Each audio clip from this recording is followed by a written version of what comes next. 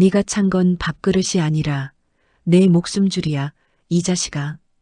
그 한마디가 떨어지기 전 강백호는 골목에서 노숙자 하나를 발길질로 쫓아내고 있었습니다. 여긴 내 구역이야. 이해 못해?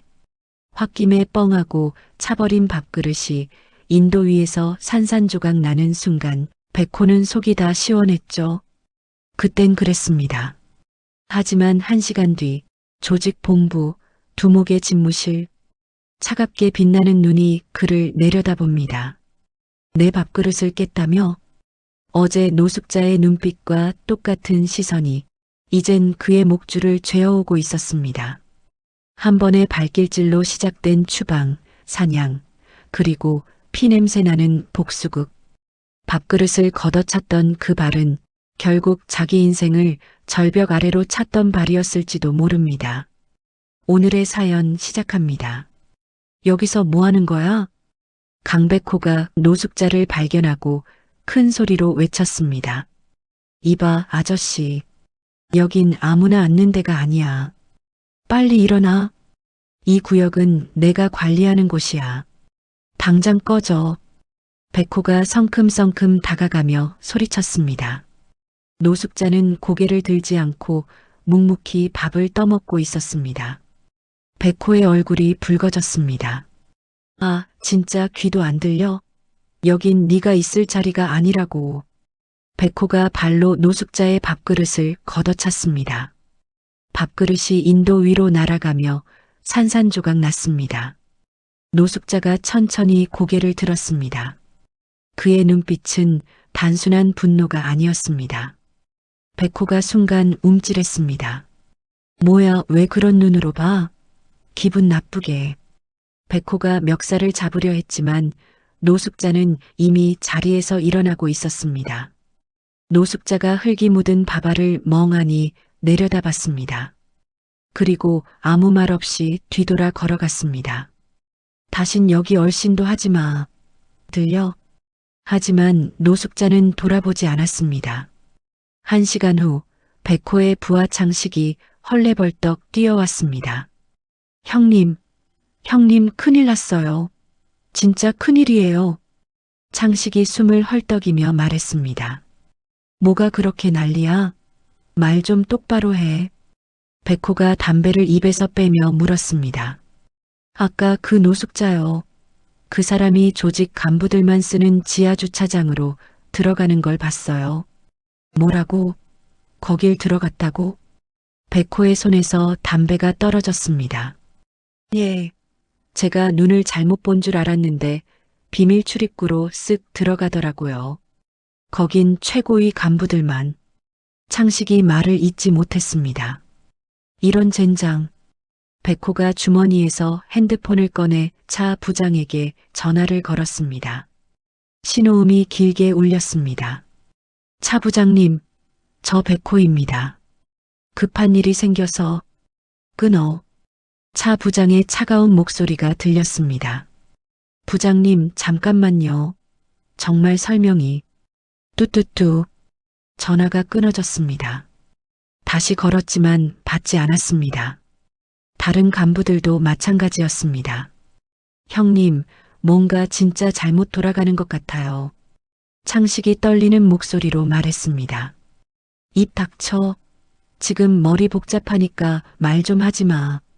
백호가 머리를 감췄습니다. 다음 날 아침 백호에게 조직 본부로 오라는 연락이 왔습니다. 백호는 평소보다 일찍 일어나 정장을 차려입었습니다. 거울 속 얼굴이 창백했습니다. 조직 본부에 도착하자 경비원들의 시선이 달랐습니다. 속닥거리는 소리가 들렸습니다. 백호의 목이 바짝 말랐습니다. 두목 도제국의 집무실 앞에 도착했습니다. 비서가 차갑게 말했습니다. 들어가십시오. 문이 열렸습니다. 도제국이 커다란 책상 뒤에 앉아 있었습니다. 그의 눈빛은 어제 본 노숙자와 똑같았습니다. 백호의 다리가 후들거렸습니다. 앉아. 백호가 의자에 앉았습니다. 손바닥에 식은땀이 맺혔습니다. 어제 재미있는 일이 있었는데 도제국이 외쳤습니다. 두목님, 그게 정말 죄송합니다. 제가 내 밥그릇을 깼더군. 도제국의 목소리가 얼음장 같았습니다. 백호는 그대로 무릎을 꿇었습니다. 두목님, 제 잘못입니다. 몰랐습니다. 정말 몰랐습니다. 몰랐다고? 그게 이유가 된다고 생각하나? 도제국이 천천히 자리에서 일어났습니다. 이 조직에서 내 밥그릇을 깬다는 건 내 목숨이 끝났다는 뜻이다. 백호는 바닥에 머리를 박고 떨었습니다. 도제국이 인터폰을 눌렀습니다. 정부장 들어오게. 문이 열리고 감찰부장 정태산이 들어왔습니다. 정태산의 얼굴엔 싸늘한 미소가 걸려 있었습니다. 백호의 모든 걸 회수하고 영구 추방시켜. 그리고 도제국이 잠시 멈췄습니다. 생명도 함께 정리해. 백호의 온몸이 얼어붙었습니다. 정태산이 백호의 아파트 열쇠와 차키를 빼앗았습니다. 조직에서 지급받았던 신용카드와 현금까지 모두 회수당했습니다. 백호는 빈손으로 조직 본부를 나왔습니다. 형님, 어떻게 된 거예요? 창식이 밖에서 기다리고 있다가 백호를 보고 달려왔습니다. 가까이 오지 마. 나한테 붙어 있으면 너도 죽어. 백호가 창식을 밀어냈습니다. 하지만 형님, 꺼져. 다신 내 앞에 나타나지 마. 백호가 소리치며 뛰기 시작했습니다. 뒤에서 창식이 부르는 소리가 들렸지만 돌아보지 않았습니다. 백호는 지하철역으로 뛰었습니다. 주머니에 있던 동전들을 긁어모아 겨우 지하철표를 샀습니다. 전동차 안에서 숨을 고르며 핸드폰을 꺼냈습니다. 민지에게 전화를 걸었습니다. 여보세요? 민지의 목소리가 들렸습니다. 민지야, 나야. 백호야? 무슨 일이야? 목소리가 이상해. 민지가 걱정스럽게 물었습니다. 지금 당장 만날 수 있어? 백호의 목소리가 떨렸습니다. 응, 어디서 만날까? 옛날에 우리가 자주 가던 그 카페. 1시간 후에 백호가 전화를 끊었습니다. 카페에 도착한 백호는 구석자리에 앉아 민지를 기다렸습니다. 문이 열릴 때마다 정태산의 부하들인지 확인했습니다. 손이 계속 떨렸습니다. 백호야. 민지가 들어왔습니다. 백호를 보자마자 얼굴이 굳어졌습니다. 어떻게 된 거야? 얼굴이 왜 이래? 민지가 백호 앞에 앉으며 손을 내밀었습니다. 민지야, 나 큰일 났어. 백호가 어제 있었던 일을 모두 털어놨습니다. 민지의 얼굴이 점점 창백해졌습니다. 아버지가 정말 그랬다고? 민지가 믿을 수 없다는 표정을 지었습니다. 이제 나는 죽은 목숨이야. 정태산이 나를 쫓고 있어. 백호가 머리를 감쌌습니다. 민지가 가방에서 봉투를 꺼냈습니다. 이거 가져. 봉투 안에 현금이 들어 있었습니다. 이건 뭐야? 아버지 금고에서 가져온 거야. 그리고 이것도. 민지가 작은 종이를 건넸습니다. 이건 위조 신분증 만드는 곳 주소야. 그리고 외곽에 버려진 창고 하나 알고 있어. 거기서 당분간 숨어. 민지가 백호의 손을 꼭 잡았습니다. 고마워, 민지야. 하지만 이러면 너도 위험해져. 백호가 민지의 손을 놓으려 했습니다. 상관없어. 나는 아버지의 딸이지만 당신 편이야. 민지의 눈에 눈물이 고였습니다. 민지야. 그런데 백호야, 며칠 전부터 아버지가 이상했어. 민지가 목소리를 낮췄습니다. 어떻게? 금고 얘기를 자주 하시더라. 그리고 외부 사람들과의 만남도 피하고. 민지가 주위를 둘러봤습니다. 혹시 아버지가 당신한테 화를 낸 게 단순한 밥그릇 때문만은 아닐 수도 있어. 무슨 뜻이야? 백호가 민지를 바라봤습니다. 아버지는 당신이 뭔가 알고 있다고 생각하는 것 같아. 밥그릇 안에 뭔가 있었던 건 아닐까? 민지의 말에 백호가 깜짝 놀랐습니다. 그럼 나는 정말 억울하게 당하고 있는 거네. 지금은 일단 피해. 나중에 생각해보자. 민지가 일어났습니다. 조심해, 민지야. 당신도 꼭 살아서 다시 만나자. 민지가 백호의 뺨에 입맞춤을 하고 나갔습니다. 백호는 민지가 알려준 창고로 향했습니다. 외곽의 낡은 공업단지였습니다. 사람의 발길이 끊어진 지 오래된 곳이었습니다. 창고 문을 열고 들어갔습니다. 먼지투성이 바닥에 낡은 매트리스 하나가 있었습니다. 백호는 그 위에 주저앉았습니다. 이게 내 신세구나. 백호가 쓴웃음을 지었습니다. 며칠이 지났습니다. 백호는 편의점에서 싸구려 통조림을 사서 끼니를 때웠습니다. 차가운 바닥에서 잠을 자며 하루하루를 버텼습니다. 어느 날 일용직 일자리를 구하러 인력시장에 갔습니다. 공사장에서 하루 종일 삽질을 했습니다. 조직에 있을 때의 화려한 생활이 꿈만 같았습니다. 야, 너 강백호 아니야? 뒤에서 누군가 불렀습니다. 백호가 돌아보니 정태산의 부하 상구였습니다. 잡았다.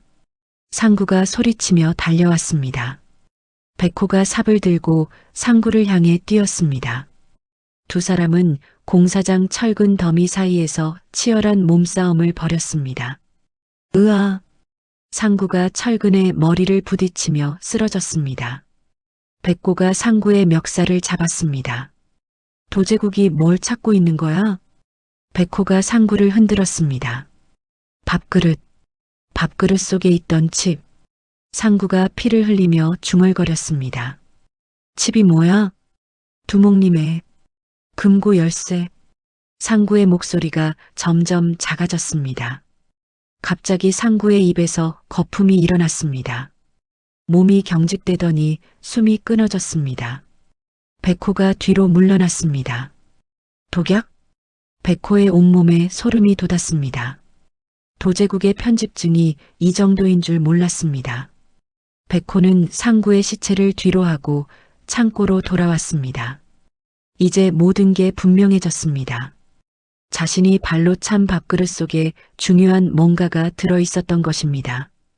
백호가 창고로 돌아와 상구의 말을 되새겨봤습니다. 밥그릇 속에 칩이 들어있었다는 것이 믿어지지 않았습니다. 그날 밤 잠을 이루지 못했습니다. 다음 날 아침 창고 문이 삐걱거리며 열렸습니다. 백호가 깜짝 놀라 일어났습니다. 누구야? 한 중년 남자가 들어왔습니다. 깔끔한 옷차림에 날카로운 눈빛을 한 사람이었습니다. 반갑습니다. 강백호 씨. 남자가 정중하게 인사했습니다. 당신 누군데? 어떻게 여길 알고 왔어? 백호가 경계하며 물었습니다. 제 이름은 구만리입니다. 도제국과는 오랜 인연이죠. 구만리가 미소를 지었습니다. 구만리? 그 이름 어디서 들어본 것 같은데. 백호가 기억을 더듬었습니다. 10년 전 검은 독사파의 2인자였습니다. 지금은 그냥 은퇴한 늙은이죠. 구만리가 창고 안을 둘러봤습니다. 그럼 당신도 도제국 편이네? 나를 잡으러 온 거야? 백호가 주먹을 쥐었습니다. 천만에요. 저는 도제국을 가장 증오하는 사람입니다. 구만리가 고개를 저었습니다. 뭔 소리야? 도제국의 편집증 때문에 저도 숙청당했거든요. 당신처럼 말이죠. 구만리가 쓸쓸하게 웃었습니다. 백호가 구만리를 유심히 바라봤습니다. 거짓말하는 것 같지는 않았습니다. 그래서 여기 온 거야?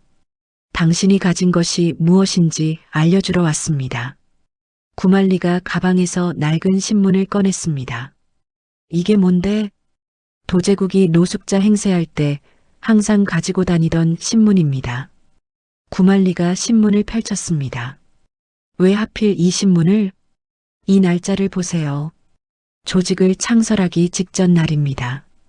구만리가 날짜 부분을 가리켰습니다. 그래서 도제국은 모든 중요한 것들을 과거의 기억과 연결시킵니다. 금고도 마찬가지예요. 구만리가 신문을 접었습니다. 금고, 도제국의 모든 비자금과 비밀이 숨겨진 곳입니다. 그리고 그 금고는 2개의 열쇠로만 열립니다. 구만리의 목소리가 낮아졌습니다. 2개, 하나는 디지털 키, 하나는 물리적인 열쇠입니다. 당신이 깬 밥그릇 속에 있던 칩이 바로 디지털 키예요.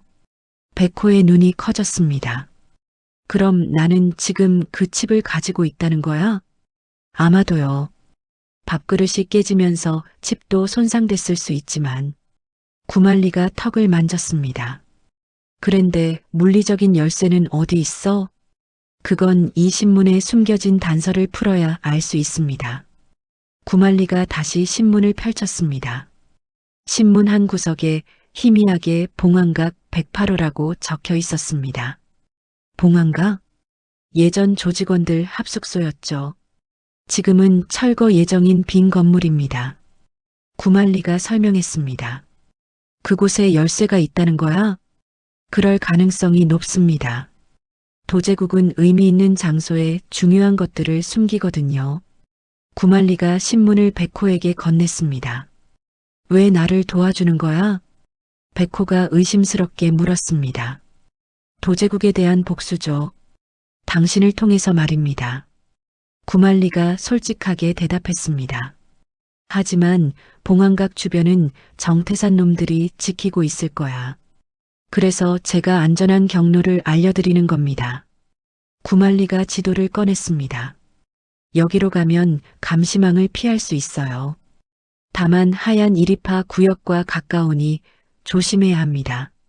구만리가 지도에 경로를 표시했습니다. 백호가 지도를 받아들고 고민했습니다. 구만리를 완전히 믿을 수는 없었지만 다른 선택이 없었습니다. 알겠어. 해보자. 백호가 결심한 듯 고개를 끄덕였습니다. 한 가지 더 알려드릴 게 있습니다. 구만리가 일어서며 말했습니다. 뭔데? 칩이 손상됐다면 전문가의 도움이 필요할 겁니다. 제가 아는 사람이 하나 있어요. 누군데? 열쇠 수리점을 하는 여자입니다. 해킹과 복구 기술이 뛰어나죠. 구만리가 명함을 건넸습니다. 믿을만해? 글쎄요. 그 사람도 도제국에게 당한 피해자거든요. 구만리가 문으로 향했습니다. 어디 가는 거야? 저는 그림자에서 도울 뿐입니다. 앞으로는 혼자 움직이세요. 구만리가 문 밖으로 사라졌습니다. 백호는 혼자 남아 신문과 지도를 다시 봤습니다. 상구의 죽음이 헛되지 않으려면 끝까지 가봐야 했습니다. 도제국, 너의 금고를 열어서 모든 걸 끝내주겠어. 백호가 주먹을 쥐며 중얼거렸습니다. 밤이 되자 백호는 창고를 나섰습니다. 먼저 구만리가 알려준 열쇠 수리점부터 가보기로 했습니다. 도제국과의 진정한 싸움이 이제 시작되는 것이었습니다. 백호가 구만리가 알려준 주소를 찾아 외곽의 작은 골목으로 향했습니다. 은희 열쇠 수리점이라고 쓰인 낡은 간판이 보였습니다. 문을 열고 들어가니 각종 열쇠와 공구들이 가득했습니다. 손님이세요? 안쪽에서 젊은 여자가 나왔습니다. 단정한 작업복을 입고 있었지만 눈빛이 예사롭지 않았습니다. 은희 씨인가요? 백호가 조심스럽게 물었습니다. 네, 맞아요. 뭘 도와드릴까요? 은희가 백호를 살펴봤습니다. 백호가 주머니에서 깨진 밥그릇 조각들을 꺼냈습니다. 그 사이에서 작은 마이크로칩이 나왔습니다. 이걸 복구할 수 있나요? 은희가 칩을 받아들고 자세히 들여다봤습니다. 갑자기 얼굴이 굳어졌습니다. 이게 어디서 나온 거죠? 그게 백호가 말을 망설였습니다. 혹시 검은 독사파와 관련된 건가요? 은희의 목소리가 차가워졌습니다. 백호가 놀라 은희를 바라봤습니다. 어떻게 아세요? 이런 암호화 방식은 그 조직에서만 써요. 은희가 칩을 내려놨습니다. 돌아가세요. 전 그런 일 안 해요. 은희가 뒤돌아서려 했습니다. 잠깐만요. 제발 들어보세요. 백호가 급하게 말했습니다. 저도 그 조직한테 당했어요. 복수하려고 하는 거예요. 은희가 멈춰섰습니다. 복수? 도제국이라는 놈이 제 인생을 망쳤어요. 이 칩이 그놈을 무너뜨릴 유일한 방법이에요. 백호가 절실하게 말했습니다. 은희가 천천히 돌아봤습니다. 눈에 복잡한 감정이 스쳐갔습니다. 도제국. 그 이름 기억해요. 은희의 주먹이 꽉 쥐어졌습니다. 혹시 그 사람 때문에 피해를 보셨나요? 제 부모님이 작은 회사를 하셨어요. 3년 전에 갑자기 파산했죠. 은희가 쓸쓸하게 웃었습니다. 나중에 알고 보니 누군가 저희 회사 기밀을 빼돌려서 경쟁사에 넘긴 거였어요. 그게 도제국이었다고요? 정확한 증거는 없지만 그 시기에 아버지가 노숙자 한 명을 도와준 적이 있거든요. 은희가 과거를 떠올렸습니다. 노숙자요?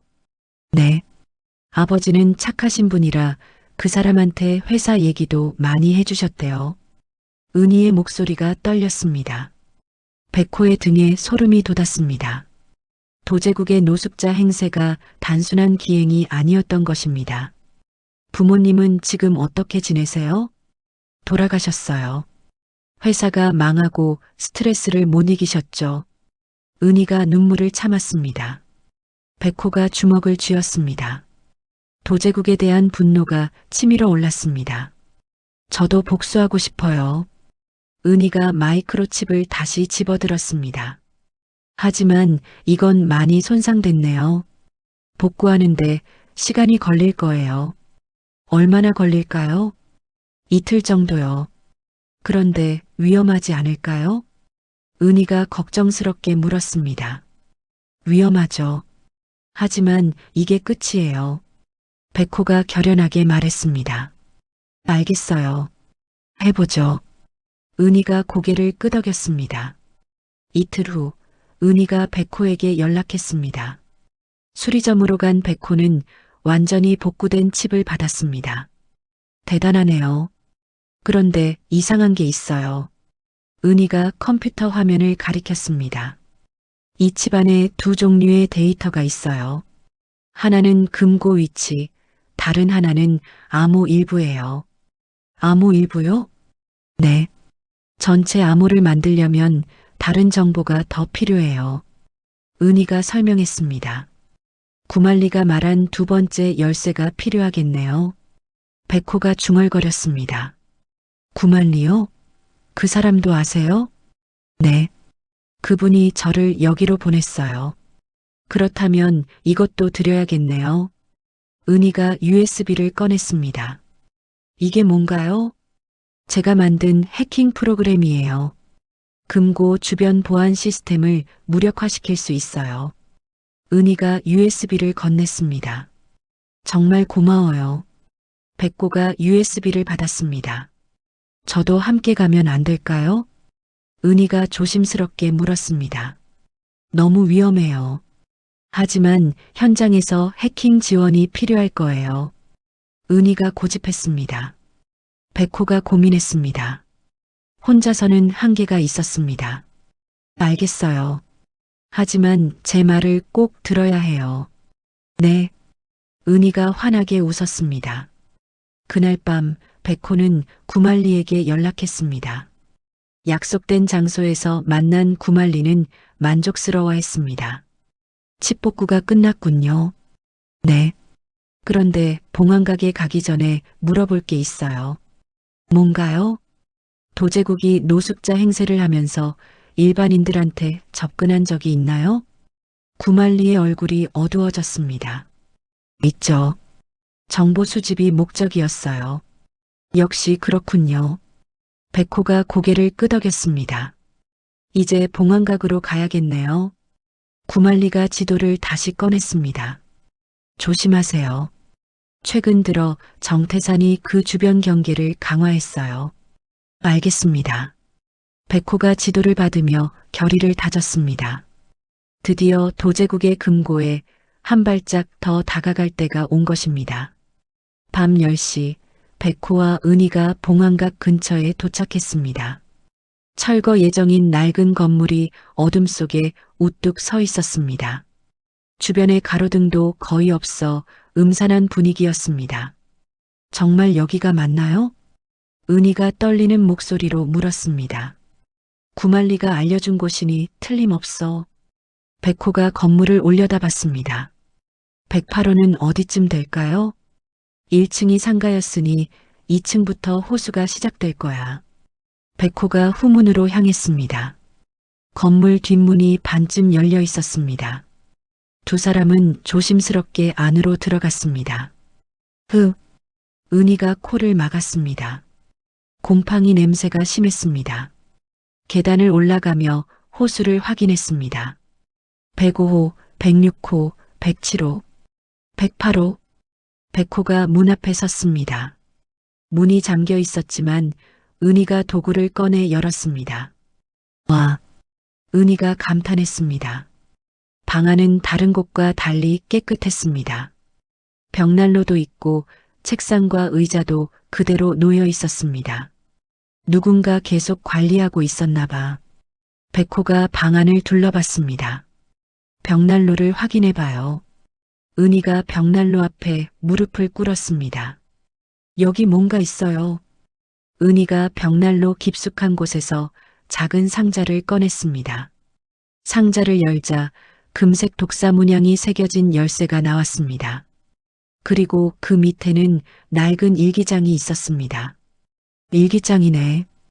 백호가 일기장을 펼쳤습니다. 조직을 만들고 10년이 지났다. 처음에 순수한 마음은 어디로 갔을까? 이제 나는 모든 사람을 의심한다. 심지어 나 자신까지도. 도제국이 젊었을 때 쓴 것 같아요. 은희가 일기를 들여다봤습니다. 밥 한 그릇에도 독이 들었을까봐 걱정하는 내가 한심하다. 하지만 이것이 권력의 무게인가? 백호의 얼굴이 굳어졌습니다. 도제국의 편집증이 어떻게 시작됐는지 알 것 같았습니다. 쫄쫄쫄. 갑자기 밖에서 오토바이 소리가 들렸습니다. 들켰나? 은희가 창문으로 다가갔습니다. 정태산의 부하들이에요. 빨리 나가야 해. 백호가 열쇠와 일기장을 주머니에 넣었습니다. 어떻게 나가죠? 뒤쪽으로. 두 사람이 계단으로 향했을 때 1층에서 발소리가 들렸습니다. 위에서 확인해. 빨리. 거친 목소리들이 계단 아래서 들렸습니다. 백호가 은희의 손을 잡고 옥상으로 향했습니다. 다행히 옥상 문이 열려 있었습니다. 어떻게 하죠? 은희가 옥상 난간을 보며 떨었습니다. 저기 봐. 백호가 옆 건물을 가리켰습니다. 거리가 2m 정도였습니다. 점프할 수 있을까요? 해야지. 백호가 먼저 뛰었습니다. 간신히 옆 건물 옥상에 착지했습니다. 이제 당신 차례야. 무서워요. 괜찮아. 내가 받을게. 은희가 눈을 감고 뛰었습니다. 백호가 은희를 받아냈습니다. 으아. 밑에서 정태산의 부하들이 소리쳤습니다. 그들이 옥상으로 올라오고 있었습니다. 계속 도망쳐야 해. 백호와 은희가 건물에서 건물로 뛰어다녔습니다. 30분 후 안전한 곳에 도착했습니다. 두 사람 모두 숨이 차서 말을 할 수 없었습니다. 휴, 겨우 살았네. 은희가 바닥에 주저앉았습니다. 열쇠는 챙겼어. 백호가 금색 열쇠를 꺼냈습니다. 이제 2개 다 있네요. 구만리한테 연락해야겠어. 백호가 핸드폰을 꺼냈습니다. 1시간 후 구만리가 나타났습니다. 고생하셨군요. 구만리가 금색 열쇠를 보고 만족했습니다. 이제 금고를 열 수 있나요? 은희가 기대에 차서 물었습니다. 거의 다 왔어요. 하지만 금고 위치가 문제죠. 구만리가 심각한 표정을 지었습니다. 어디에 있는데요? 백호가 물었습니다. 도제국의 집무실 바로 밑이에요. 집무실 밑이요? 네. 지하 금고실입니다. 조직 본부에서 가장 보안이 삼엄한 곳이죠. 구만리가 설명했습니다. 백호와 은희의 얼굴이 굳어졌습니다. 가장 위험한 곳이었습니다. 하지만 방법이 있어요. 구만리가 미소를 지었습니다. 뭔가요? 내일 밤 조직 간부들의 정기 모임이 있어요. 도제국도 참석하죠. 그때 침투하자는 거군요. 백호가 고개를 끄덕였습니다. 네. 마지막 기회일 거예요. 구만리가 시계를 봤습니다. 이제 준비할 시간이 24시간밖에 없어요. 백호가 은희를 바라봤습니다. 은희가 결연한 표정으로 고개를 끄덕였습니다. 해봅시다. 마침내 도제국의 금고를 열 때가 다가왔습니다. 다음 날 밤 8시 조직 간부들이 모두 본부 2층 회의실에 모였습니다. 백호와 은희는 구만리가 알려준 하수도를 통해 지하로 침투했습니다. 더러운 물이 발목까지 차올랐지만 참고 전진했습니다. 여기가 맞나요? 은희가 손전등을 비추며 물었습니다. 구만리 말로는 이 통로 끝이 금고실 바로 밑이래. 백호가 앞서 걸었습니다. 10분 후 철제 사다리가 나타났습니다. 위쪽에 작은 덮개가 있었습니다. 저기가 금고실이에요. 백호가 사다리를 올라가며 덮개를 살짝 밀어봤습니다. 움직였습니다. 다행이다. 백호가 금고실로 올라갔습니다. 은희도 뒤따라 올라왔습니다. 금고실은 생각보다 넓었습니다. 벽면에 커다란 금고가 있었고 앞에는 복잡한 암호 입력 장치가 있었습니다. USB 꽂을 곳이 여기 있네요. 은희가 입력 장치를 살펴봤습니다. 그럼 시작해. 백호가 마이크로칩을 꺼냈습니다. 은희가 USB와 칩을 각각 연결했습니다. 삐삐삐. 화면에 숫자들이 나타나기 시작했습니다. 첫 번째 단계 완료. 은희가 안도했습니다. 이제 금색 열쇠를 사용할 차례였습니다. 백호가 열쇠를 금고 중앙에 있는 구멍에 넣었습니다. 찰칵. 기계음과 함께 금고 문이 천천히 열렸습니다. 성공이다. 백호가 작은 소리로 외쳤습니다. 금고 안에는 현금이 아닌 서류들이 가득했습니다. 검은색 파일들이 줄지어 꽂혀 있었습니다. 검은 장부네요. 은희가 파일을 하나씩 꺼냈습니다. 백호가 첫 번째 파일을 열어봤습니다. 정치인들의 이름과 금액이 적혀 있었습니다. 이건 뇌물 명단이야. 이것도 봐요. 은희가 다른 파일을 가리켰습니다. 기업인들의 불법 거래 내역이 적혀 있었습니다. 그리고 이것도 마지막 파일에는 은희 부모님 회사 파산 관련 서류가 있었습니다. 역시 도제국이 한 짓이었어요. 은희의 눈에 눈물이 고였습니다. 이제 증거가 다 있어. 백호가 모든 파일을 가방에 넣었습니다. 꽝! 갑자기 위에서 큰 소리가 들렸습니다. 회의가 끝났나 봐요.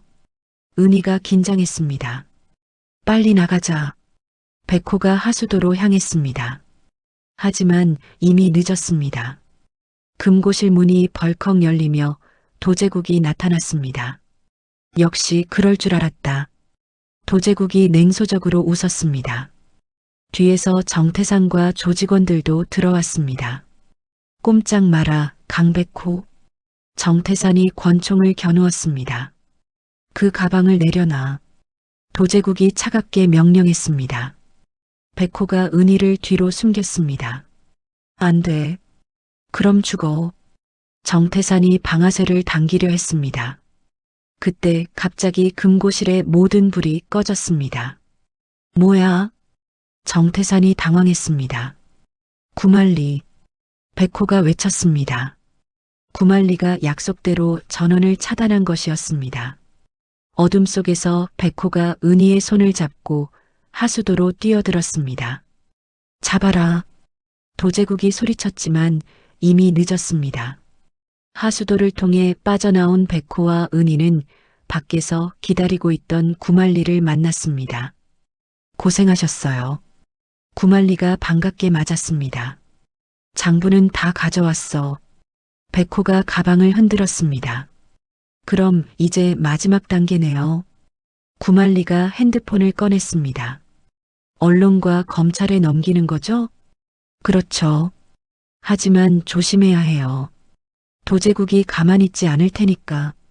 구만리가 경고했습니다. 상관없어. 이제 돌아갈 수 없어. 백호가 결심한 표정이었습니다.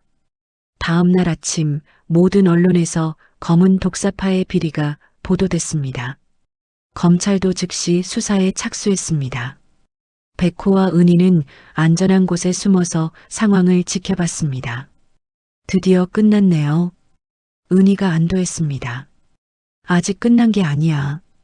백호가 TV를 보며 중얼거렸습니다. 화면에는 체포를 피해 달아나는 도제국의 모습이 나오고 있었습니다.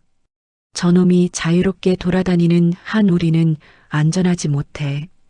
백호의 표정이 어두워졌습니다. 그때 백호의 핸드폰이 울렸습니다. 정태산이었습니다. 받을까요? 은희가 물었습니다. 백호가 전화를 받았습니다. 강백호, 네가 이긴 줄 아냐? 정태산의 목소리가 들렸습니다. 게임은 이제 시작이다. 민지를 데려왔다. 정태산의 목소리에 백호의 얼굴이 하얗게 변했습니다. 뭐라고? 두목님 딸이지만 배신자는 배신자지. 전화 너머로 민지의 비명소리가 들렸습니다. 백호야, 오지마. 민지. 백호가 소리쳤지만 전화가 끊어졌습니다. 어떻게 된 거예요? 은희가 걱정스럽게 물었습니다. 민지를 잡아갔어. 백호가 주먹을 쥐었습니다. 핸드폰에 문자가 왔습니다. 독사굴 지하 벙커. 혼자 와라. 1시간 후. 가면 안 돼요. 함정이에요. 은희가 백호를 말렸습니다. 하지만 민지를 구만리 씨한테 연락해봐요. 은희가 제안했습니다. 구만리가 30분 만에 도착했습니다. 예상했던 일이에요. 구만리가 침착하게 말했습니다. 민지를 구해야 해요.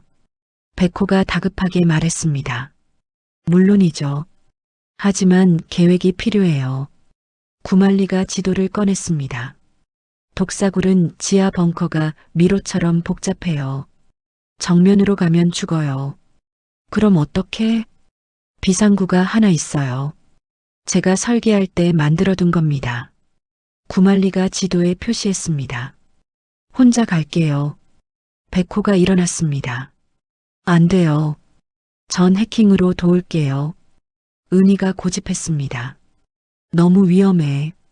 민지 씨도 여자예요. 저도 위험을 감수할 수 있어요. 은희가 단호하게 말했습니다. 1시간 후 백호와 은희가 독사굴 근처에 도착했습니다. 구만리가 알려준 비상구로 침투했습니다. 통신시설부터 마비시킬게요. 은희가 노트북을 꺼냈습니다. 몇 분 후 벙커 전체의 통신이 끊어졌습니다. 성공했어요. 이제 민지를 찾자. 백호가 지하로 내려갔습니다. 복잡한 통로를 지나 감옥 같은 방에 도착했습니다. 민지가 의자에 묶여 있었습니다. 민지야. 백호가 달려갔습니다. 백호야, 조심해. 민지가 소리쳤습니다. 그때 정태산이 그림자에서 나타났습니다. 왔구나. 정태산이 칼을 들고 있었습니다. 민지를 놓아줘. 먼저 장부를 내놔. 장부는 이미 검찰에 넘겼어. 백호가 대답했습니다. 그럼 다 죽어야지. 정태산이 칼을 휘둘렀습니다. 백호가 몸을 피하며 정태산과 격투를 벌였습니다.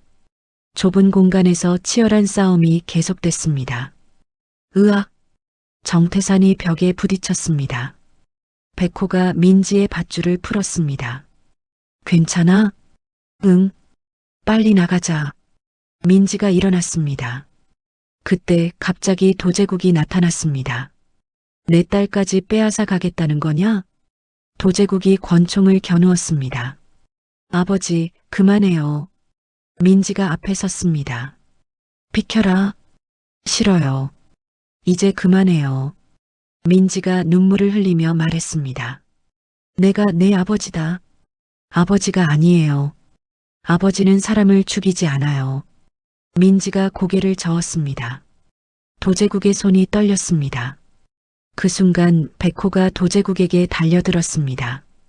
권총이 바닥에 떨어졌습니다. 이제 끝이야, 도제국. 백호가 도제국을 제압했습니다. 내 밥그릇은 이미 깨져버렸어. 도제국이 무력하게 바닥에 주저앉았습니다.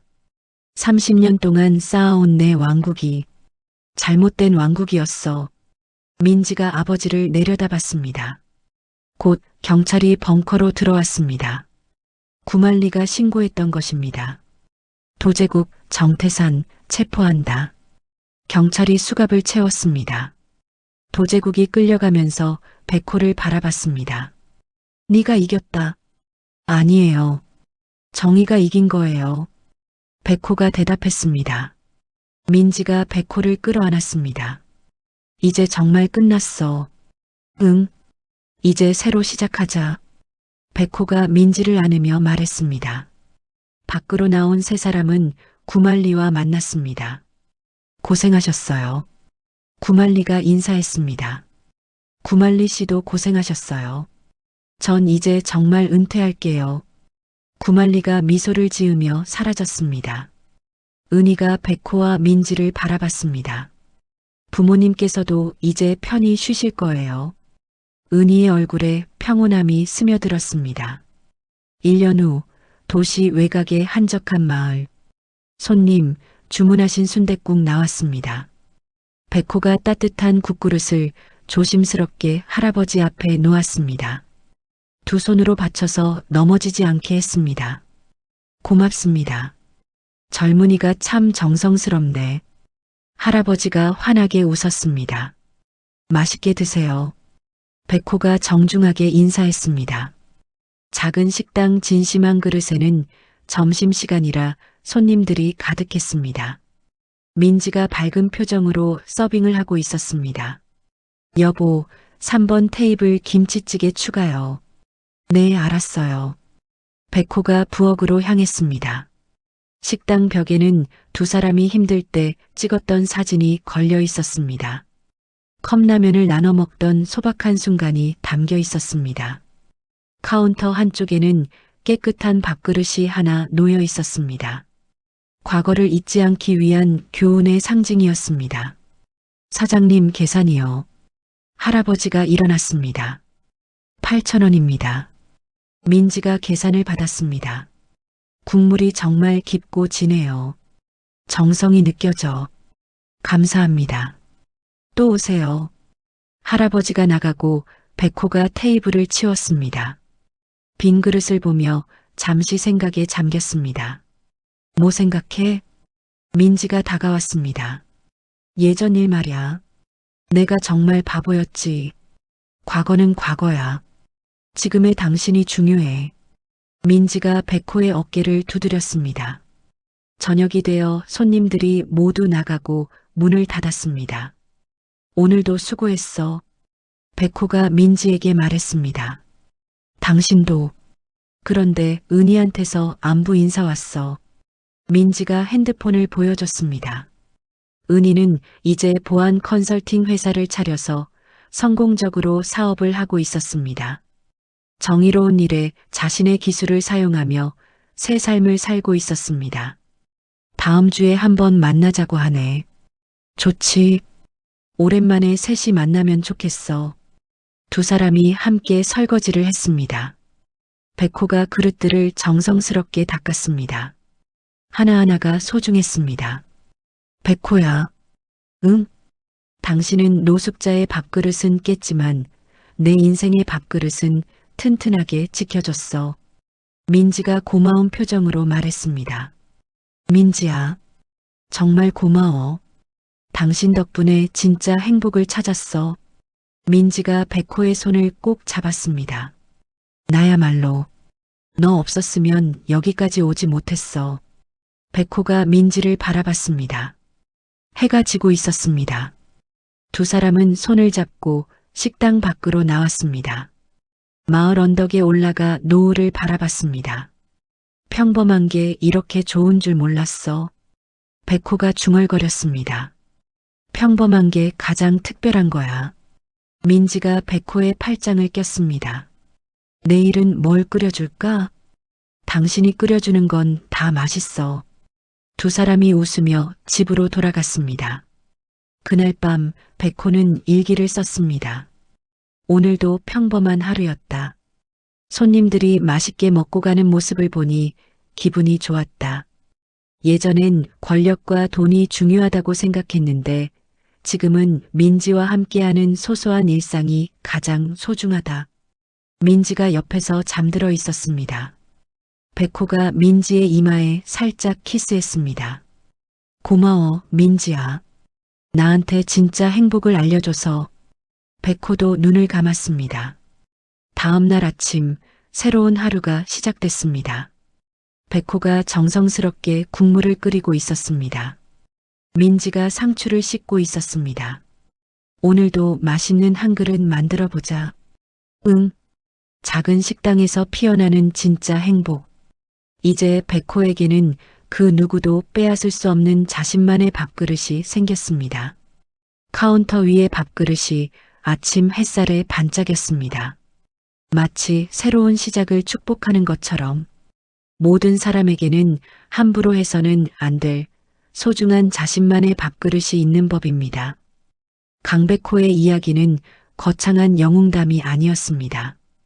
그저 한번 잘못 찬 밥그릇 때문에 모든 것을 잃어버린 남자가 늦게라도 진짜 소중한 밥그릇이 무엇인지 깨닫기까지의 긴 여정이었죠. 누군가의 밥그릇을 함부로 걷어차던 사람이 이젠 자신의 밥 한 그릇에 진심을 담아 내어놓는 사람이 되었습니다.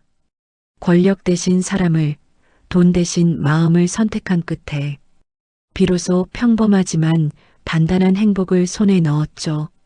우리 각자에게도 빼앗기고 싶지 않은, 그리고 남의 것을 함부로 건드려서는 안 될 자기만의 밥그릇이 있지 않을까 생각해 보게 됩니다. 이야기를 끝까지 들어주신 분이 계시다면 잘 들었다고 댓글 하나만 남겨주세요. 감사합니다.